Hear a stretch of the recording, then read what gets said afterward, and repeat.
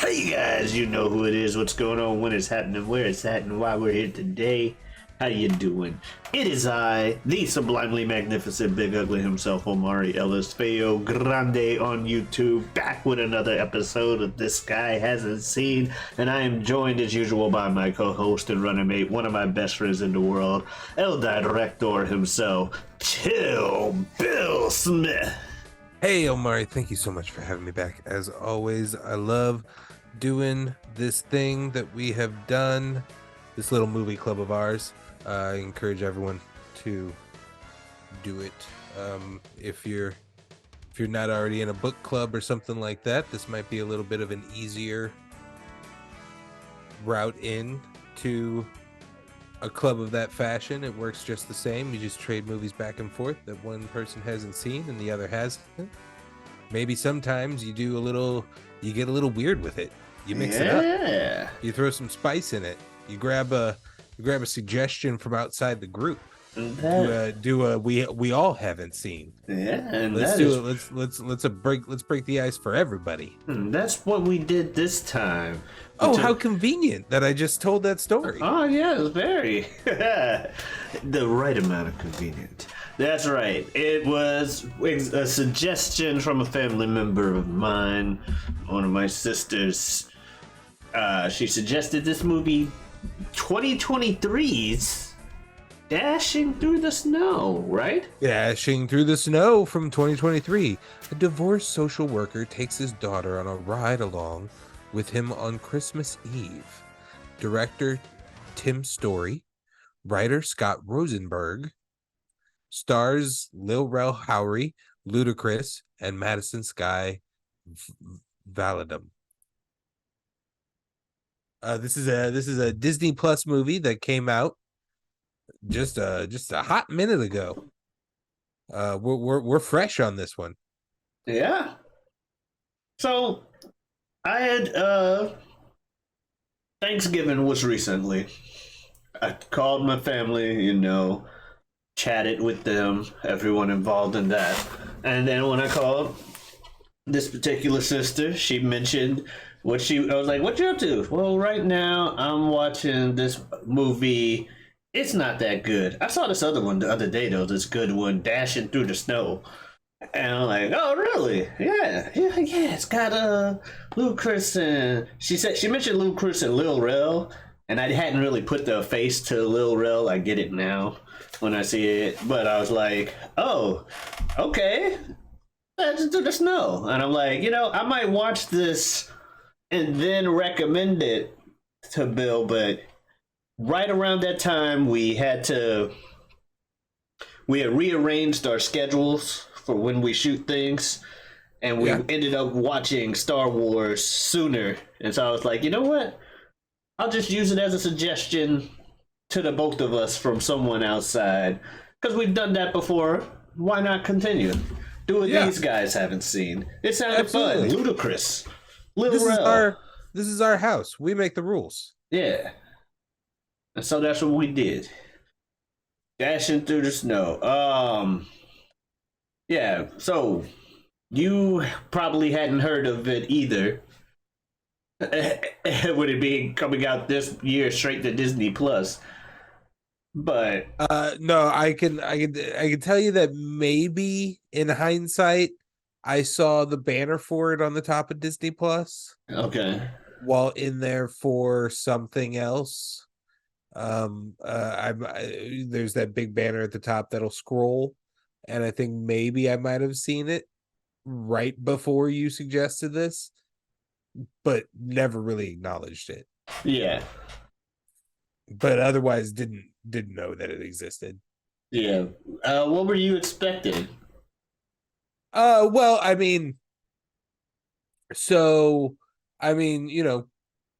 Christmas movies have a format. There's about, there's however many types of Christmas movies, and unless it's like a genre breaking version of it, which I would have heard about, because those get more public attention usually. So I was pretty sure it wasn't that. So there's only so many things You could expect, that it yeah. can be. Like, I don't have any details in mind, Yeah. but yeah, Same. it's like, Same. I'm like Ludacris is Santa Claus. That's about all I know, and that's all I really expect. yeah, I mean, like, yeah, you can assume by Ludacris's age that it's going to be some sort of Family Man type of movie. If we want to just get right into as it starts to get going. um so I'm quickly, one of my first notes is, all right, so either this is going to be in reference to what I was expecting. My first note was, either this is going to be a Scrooge thing, or it's going to be a shown the magic of Christmas thing. Those are two archetypes. Like, Yeah. the Scrooged It's a Wonderful Life version of things, or the or a, like, yeah, Well, well, you gotta no, learn the through the magic of course of Christmas. a hard day, or a challenging day, or just an eventful day, or whatever, you're shown the magic of Christmas, That's what Christmas and means by to the end everybody. you actually like Christmas. So that's it's kind of obvious that that's where this is headed. Christmas is the chicken wing of But holidays. I don't know if you want to break down the opening events in any kind of specifics of just Chi- the flashback, the his origin story. Chicken. I'm sorry. Christmas is the chicken wing of holidays. That is the first line we hear in this movie from Ludacris. And then the second line in the movie is, "Yeah, I said it."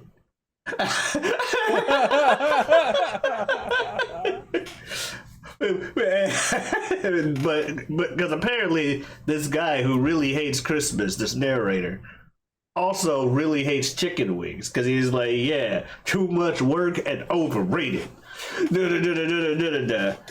But yeah, his background, we find out immediately why he hates Christmas, and it's because a mall Santa found out where his home address was and showed up to rob their house. And that pretty much ruined the idea of Christmas for life for him. And he just was the biased of humbugs. So, like you said, it was clearly going one of the two ways. He was going Scrooge or Magic of Christmas. And we quickly get to the magic. We quickly find out it's like the Magic of Christmas thing, because he's going to his neighbor's house or whatever. Oh no, I'm sorry. Before that, we see that he's a social worker, and he talks people, and he's not only that, he's a social worker that talks people down from suicide and shit. Yeah, he has a magic power Yeah. to get people to not commit suicide. Yeah. Or not, like, he just, like, that first case went so easy for him. It went so easy. It was so cheesy too. Just the, come on, there's good things about Christmas. You like this? You like apple pie? The best ever. So sweet molasses and yams and da da da. Let's get on down from here. Yeah. It's like, what? Okay. He's good. He's good at at what he job. does. Yeah, that's us learning that he's a good person, and he's good at his job. Yeah, Especially since he just bonded with someone over how wonderful Christmas is, and he hates Christmas so hard. But it's Christmas Eve, and he's trying to spend some time with his daughter, because he only has a little bit of time to see it because he and his wife are separated.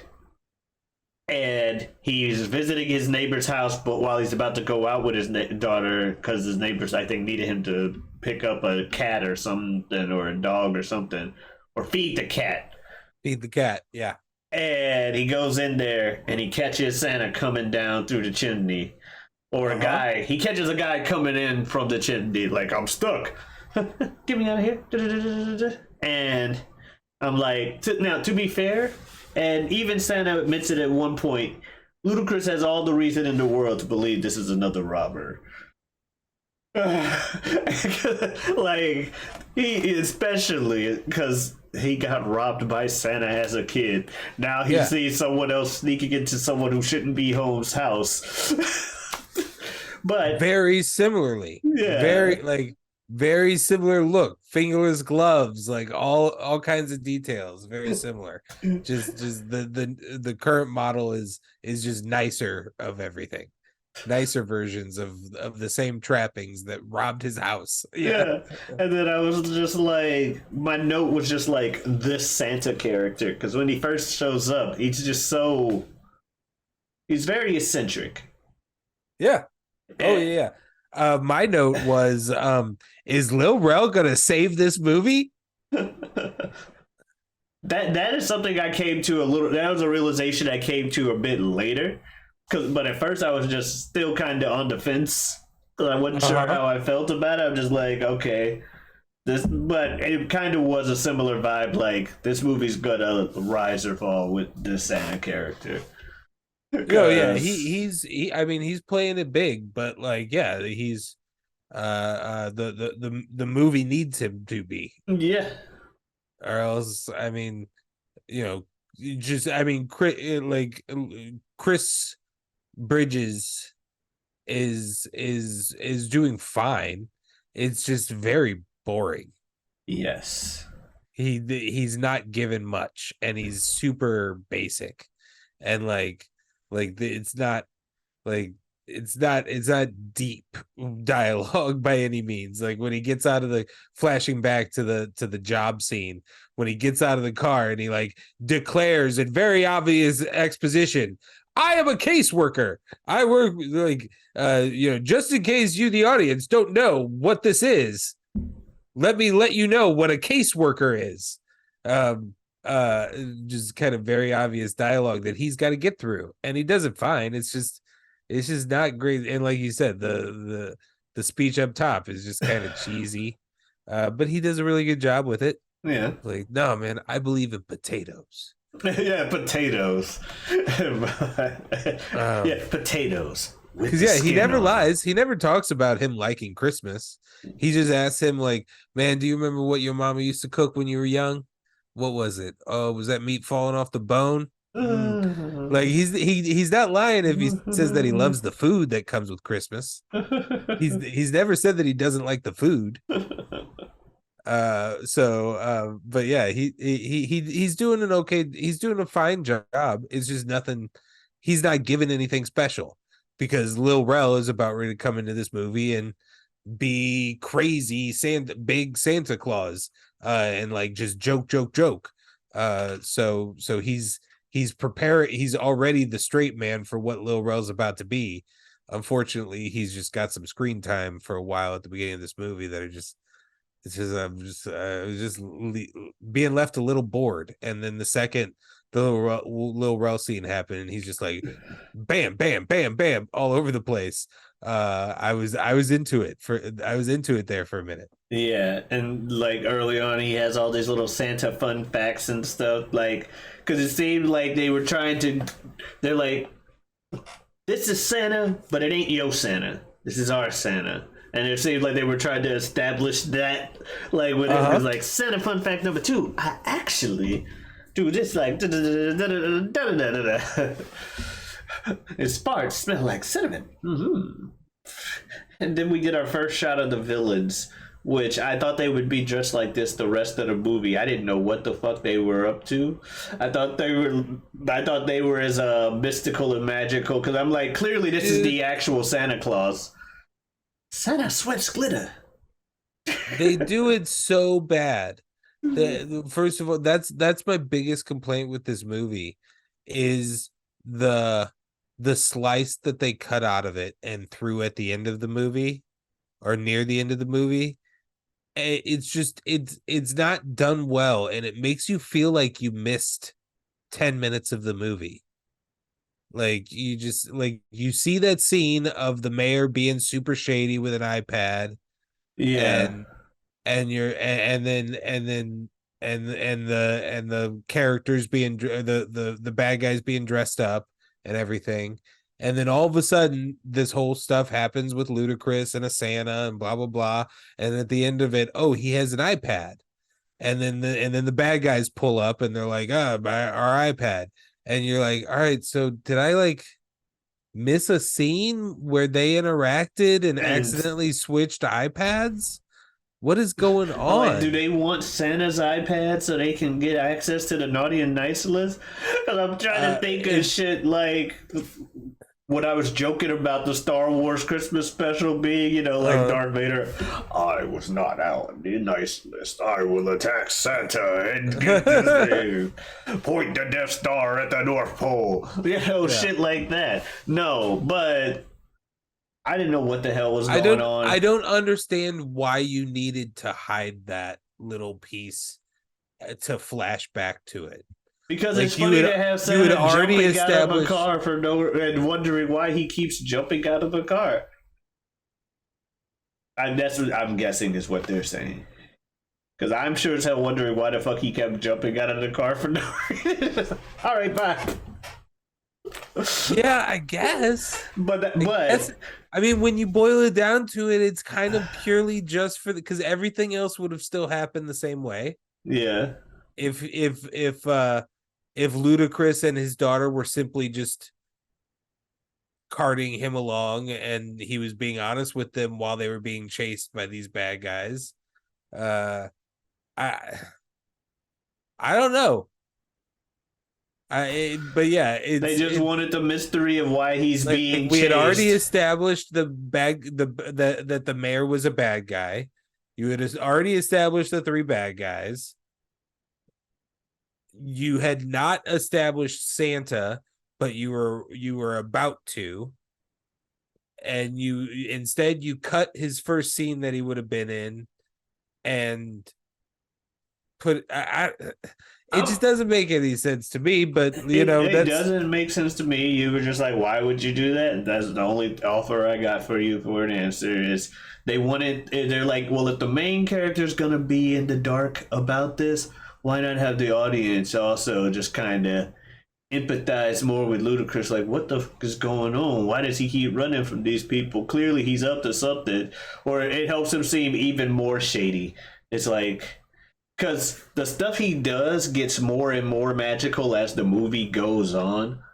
But early on, they still try to leave room for doubt. And even me, I was like, this poor Santa, every time he tries to do something, it just fails.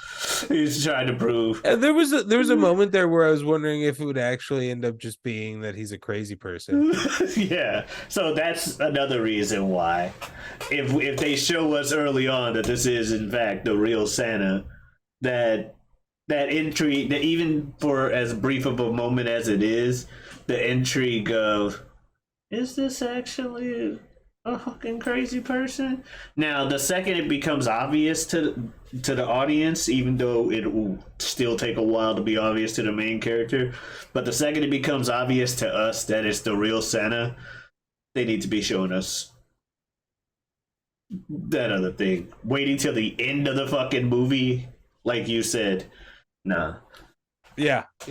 And then, like, another thing, they waited till the end, but this one was fine. But, like, yeah, we eventually learned that none of Santa's stuff was working because Ludacris was that much of a, like, he was the most non-believer of Christmas ever. Thus, he emanated a, like kryptonite to Superman for Santa and all of Santa's gadgets. You have to believe. I don't care if nobody else does. You need to believe so my stuff can work. But when they had the fucking karaoke scene, because Santa just randomly hopped out of the car and started doing karaoke. Right. And then they get on the stage and they eventually get Ludacris to dance, and he's like purposely trying to dance bad. He's like trying to do the Santa waddle, but he's also like Trying his best to. Trying to be like a dorky dad. Yeah, he totally is trying to just be a dorky dad, and Santa just hops into the crowd for no reason. Didn't see you, and then the daughter does it too. I'm like, that's gotta be the most terrifying thing ever. Just the daughter. Hey, it's like I'm flying. Bye, Dad. Ah! And then you try to do the crowd surfing thing, and then they just move. You just land on your fucking back. And now your daughter's just in your head. Now she's just gone. Gone. Never seeing her again. I don't have a daughter anymore. My life is now tracking down my daughter. My daughter crowd surfed 5 years ago. I've been chasing her ever since. So yeah, but eventually they find Santa because can I say the Santa Seekers are kind of funny. The Truckles, the Santa Seekers, yeah. They got me. They were adorable and funny. Again, like it keeps like this movie has ebbs and flows. Like it's like it peaks and then it slowly wanes down until right at the point where I'm about ready to be like, this isn't that. Lil Rel. And then Lil Rel slowly starts to run a little tired. And then also I said like that vibe of like feel like it doesn't feel like a like why it feels like a did I miss a scene, like should I rewind, that uncomfortability kind of thing, and then you get Santa Seekers and yeah, it's they're definitely one of the peaks of this movie for me. Yeah, I will. And then the fact that they get to come back, yeah, that's awesome. Yeah. Like fucking and that's when he jumps out the car the second time, because it's like, okay, why are this is just what he does. He just jumps out of cars because it makes no sense for him to leave the Santa Seekers or anything. We do Christmas. Oh god, the interesting concept that I don't know if I have seen in any other kind of Christmas material. A North Pole subsidiary, a North Pole local branch is an interesting concept. Like, yeah, he's got a lot of fucking houses to service. Why not have warehouses close by that he can stock up, and they can also do production and literal global business at that point. Yeah. That was an interesting concept. Yeah, that was. I found Can we cookie up? I found the two running it a little off-putting, if I'm honest. I didn't love that. I don't know, something about them I didn't love. I can agree. Feel like there could have been different choices for who was doing that. I don't know. But yeah, I love the idea of it. Yeah, I can agree with your assessment of those two At first, I thought they were going to be it was setting them up to be evil. Because they were all like, they were having a big party and they were like, oh, sorry, like, we just decided to start early. And like, and then they were trying to, and then he was about ready to show them all of the toys that were going to be there and they were gone. And it was an empty warehouse. And I was like, oh yeah, all right. The other shoe's going to drop. They're about ready to kidnap him or what's about that. And it was just like, oh, right. It's Christmas. Like, we're shipping them all out. The year's over. Yeah, I was just like, that's what I was like. Poor Santa can't prove himself for nothing. He's like, this is a warehouse. All my shit's here. You'll see. At the same time, he is literally sweating glitter and farting cinnamon. So can we cookie up? What the hell is cookie up? Knows exactly your daughter's Christmas list. Knows yours. Looks at you in the eyes and is like, he has good reasons to not. And like looks at you like, I know, bro. We don't need to talk about it out loud. Like in that moment, Ludacris even plays it a little bit like, motherfucker, are you real? But then he like just kind of shakes it off. He's in pretends. major denial throughout Right. the movie. Like so hard. They're like, hey, look. Literal magic shit. Man, Yeah. And it's just like just that the glitter sweat ain't normal glitter. Like that's like really expensive, fancy glitter if it's real glitter, and it's a lot of it. Yeah, It happens wherever he goes. Like, it literally just leads a path through the street, a fucking yellow brick road. Yeah, how have you not accepted this yet? That's literally the main way you find him. And then he's like telling them shit like, oh yeah, the reindeer love the Rocky theme. They do so and so. Omari, you know that I turned to my wife at that moment and I said, baby, if I do not get reindeer having a literal fight with humans to the Rocky theme, I'm going to be upset. Because they just set that up real hard. I'm going to need to have, like, I'm talking about full on 3D animation. Like, I need like a reindeer power bombing somebody or something to the Rocky theme. And God damn it, if I, you know, no matter what I can say about this movie, it delivered for me. It promised and delivered. Dude, that's kind of all you can expect from a movie. When he finally got him to fucking believe and use the thing. I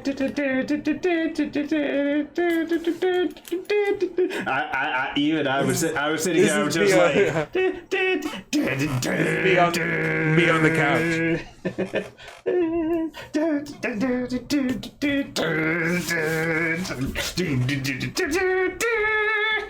It's happening. That's exactly what I said. Like, oh, this is fantastic. It's happening. Exactly, it's happening. They're gonna beat this. This is reindeer. I was just upset there was no Rudolph. Like when he ran and they got that last one that came and cornered it, I thought it was gonna pose for a minute. Yeah. I same here. I was like, oh, and then the nose light up. Wait for the nose to light up. A lot of people who do Christmas stories don't acknowledge Rudolph outside of like the Rudolph story. Because he was apparently made up for. I heard recently he was made up for like a marketing campaign.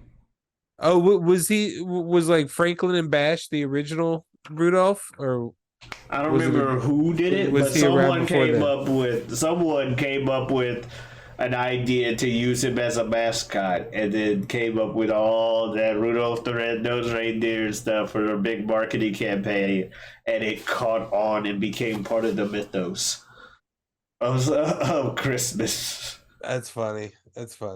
Mm-hmm. Even you got Dasher and Dancer and Comet and Blitzen, Prancer. Dasher, Dancer, Prancer, Comet and Vixen. Comet, Cupid, Donner, Blitzen. Not Vixen. No, Vixen's one. Dasher, Dancer, Prancer, Vixen, Comet, Cupid, Donner, Blitzen. There we go. Yes. You're welcome, America.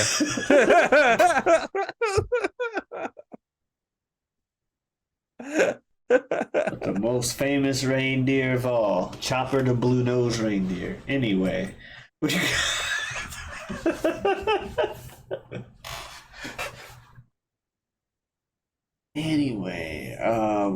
So the movie eventually My last note I took were Santa Seekers are really funny. Yeah, the Santa Seekers were funny. I thought the wannabe ass Mission Impossible music when they were sneaking around, it was like the most open, you know what I mean? Stock music, but wannabe Mission Impossible is like bum, uh, uh, Yeah. It was like that, and that was funny. Also, the fucking I was wearing my headphones, and that screwed me over when he hit him with the fucking Jingle Bells attack in the car, when they were sitting there. Ooh. The Jingle Bell. Oh, that was painful. Yeah, I would guess that. Yeah, but I don't know. At the end of the day, he ends up believing in Christmas, believing that the guy's Santa, because Santa gives him a. Oh, he gets after getting him arrested. Because he does eventually go that far where he gets Santa arrested. But he gets a letter that's the letter he wrote to Santa as a kid, where he wanted a fishing rod to help fix his parents' marriage. Um, Which is saying they didn't even get arrested. They immediately handed him off to the bad guys that we've been following through the film because the cops are dirty in this movie, hmm, like in everything. yeah. So, but eventually saved the day. Reindeers come in, whoop some ass. Fantastic. I was so happy when they started fighting. I was like, okay. And we don't get any acknowledgement from it from the party, just like mere yards away until the very end of the movie when somebody's like, "Oh, you really sprang for the party this year, Mayor," or something like that, and it's just like, what? Like a full on like reindeer fight, magical sleigh coming in and landing, leaving. We get like one comment of like, wow, you really pulled out all the stops. Like every person in there should be like, what the fuck did we just watch? Reindeer came down, fucking impaled a guy, or at least implied impaling a guy. No, yeah. Instead, it was just like, oh, really sprang for it this year, man. Hmm, marvelous.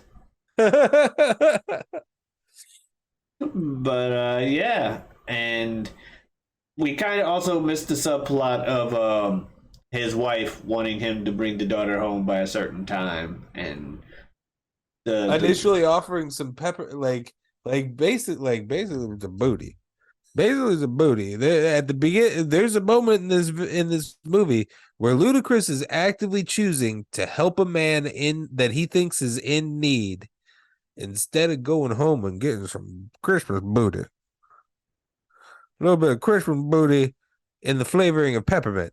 Uh, but yeah, he ends up coming. He ends up being so late that she's pretty pissed when they get home. Obviously, we're not told at what time it is, but it's been a long night for all of them. Who yeah. knows what time it actually is? Yeah, and the kid getting on the phone when he was trying to lie about it. She's like, "We're here with Santa, and then we're gonna do this, do that, that." Like, oh, she's really not gonna believe this shit. And then Santa shows up at the end when they're trying to tell, like, I knew she wouldn't go by what y'all were saying. But yeah, and they also pay off on the early line about the dog bulldozer. Yeah, and it's a Saint Bernard puppy. That's gonna be a big doggy. Jen and I were talking like, yeah, I guess with a name like Bulldozer, it's got to be like it's got to be a big dog, or it's got to be like a really tiny dog for it to be ironic, or just like one of those dogs that you look at and they're just like 100% muscle, like those pit bulls that just like stand there like. Yeah, that could be a bulldozer.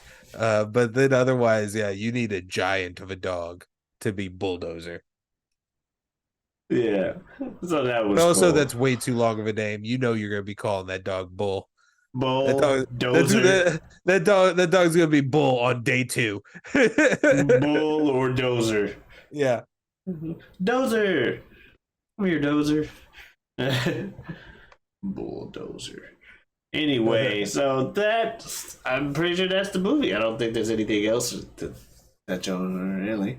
No, I mean, yeah, we could they could do a montage of all of the times that Santa just uses the like his go-to power of this is what you wanted when you were 8 years old.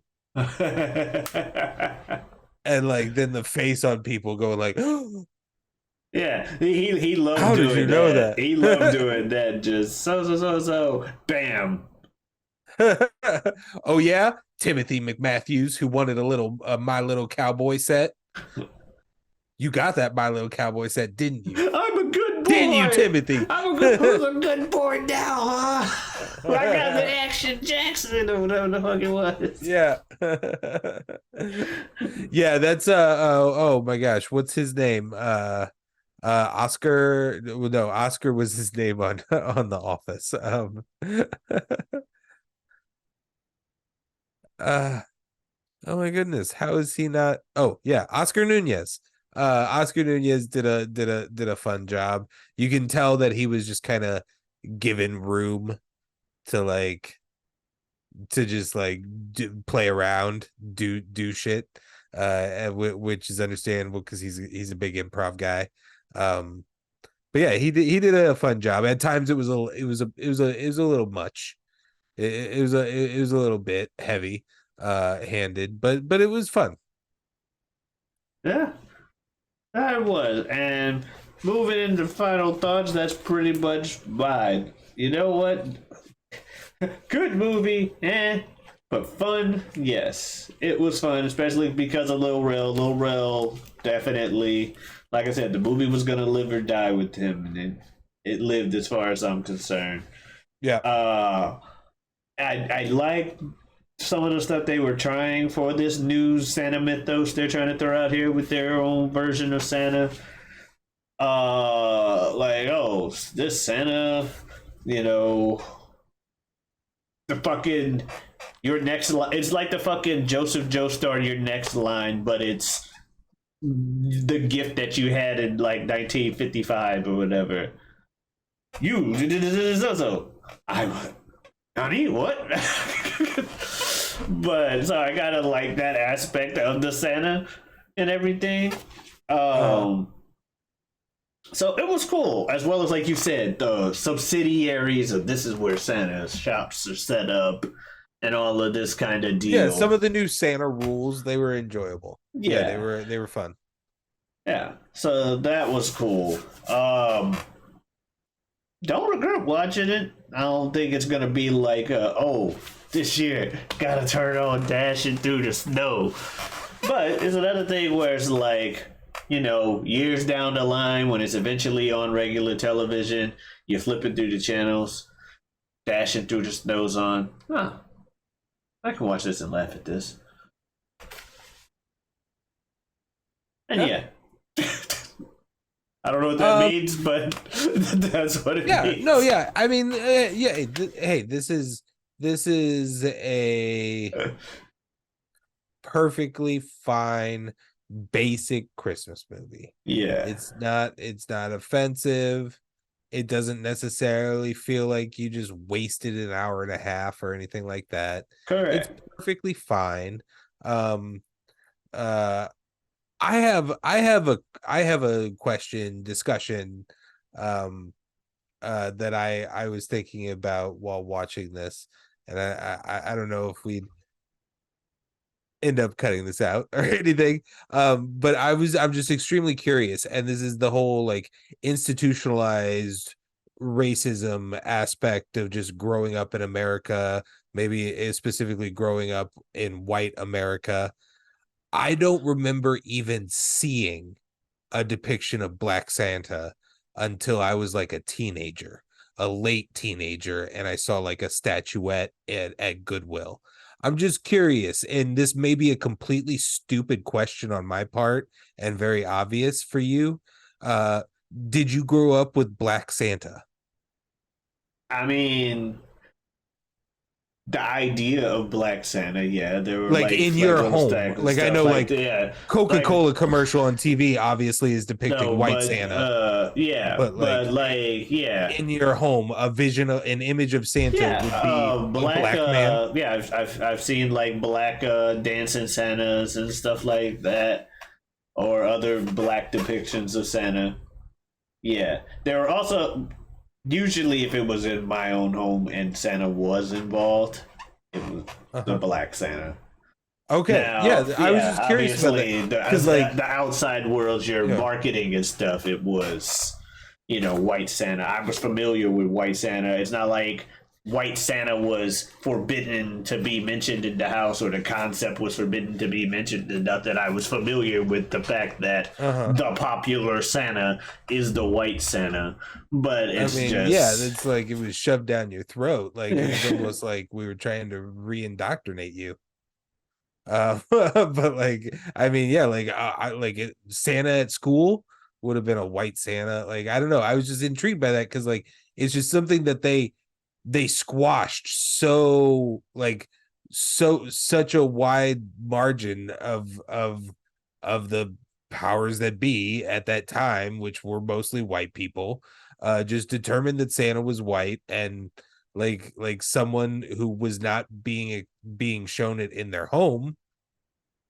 Like the idea of it to me was just like such a like I couldn't like it was like but now it's just like, oh yeah, well obviously, and I've never confirmed that with someone, but that like yeah, it wasn't something that was just created in the time in which we were diversifying everything in the like the mid 2000s. No, like the It was a thing that idea. always was, Yeah, but it's like just. America had control and it was It's just if you saw and if there were movies and stuff made involving it, chances are it was on the back then equivalent of a straight to Disney Plus. You know, okay, yeah.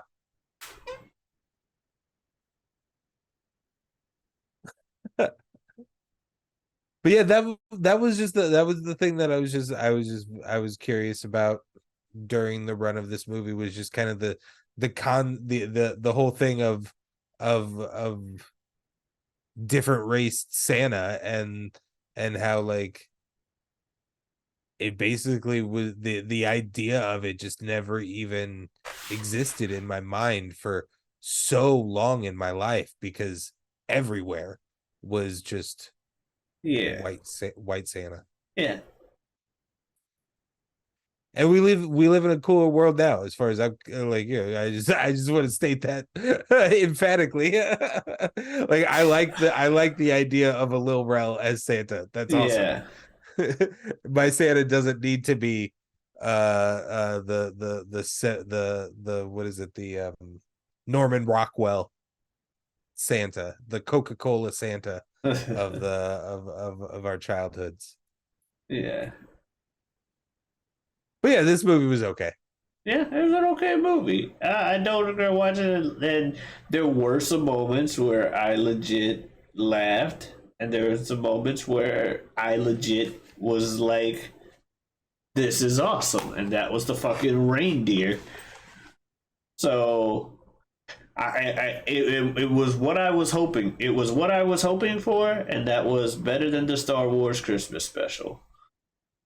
And so that's dashing through the snow. Oh, Bill, what are we doing next week? Oh, um, what are we doing next week?